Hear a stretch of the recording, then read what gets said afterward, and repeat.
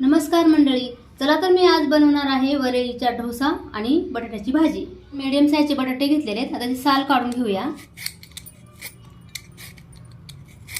बटाट्याची साल काढून झालेली आहे। आता आपण बारीक करून घेऊया। बटाटा चिरून झालेला आहे बारीक। आता आपण धुवून घेऊया।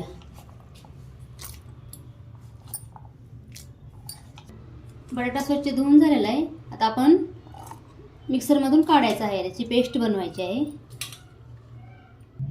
बारीक पेस्ट केलेली आहे इथे। आता काढून घेऊया। त्यानंतर ना आपल्याला 1 वाटी भाकरीचे पीठ घालायचं आहे। 1 चमचा दही टाकून घेऊया। चवीनुसार मीठ, थोडासा सोडा चुटकीभर घालूया। मिक्स करून घ्यायचं आहे। थोडं थोडं पाणी टाकून आपण मिक्स करून घेऊया व्यवस्थित असं। हे बघा, आता डोश्याचं पीठ आपलं तयार झालेलं आहे। छान असं हलवून घेतलेलं आहे। आता 10 मिनिटांसाठी आपण याला ठेवून देऊया।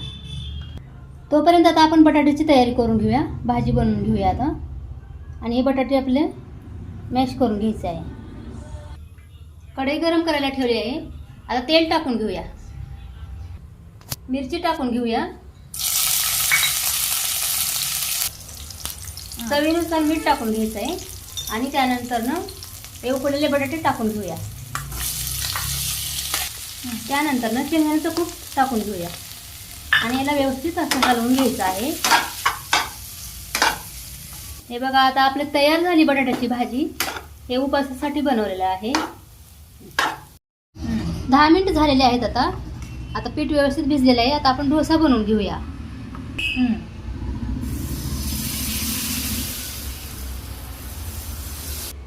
मीडियम गॅसवर आता आपण झाकून ठेवूया 2 मिनिटं। 2 मिनिटं झालेले आहेत। आता आपण बघूया डोसा कसा झालाय।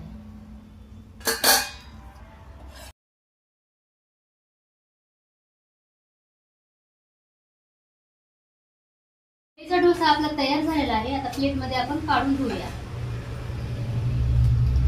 बटाट्याची भाजी पण ठेवूया। तयार आहे आपल्या आता बटाट्याची भाजी आणि वरईच्या तांदळाचा डोसा। व्हिडिओ आवडल्यास लाईक, शेअर, चॅनलला सबस्क्राईब करा। धन्यवाद।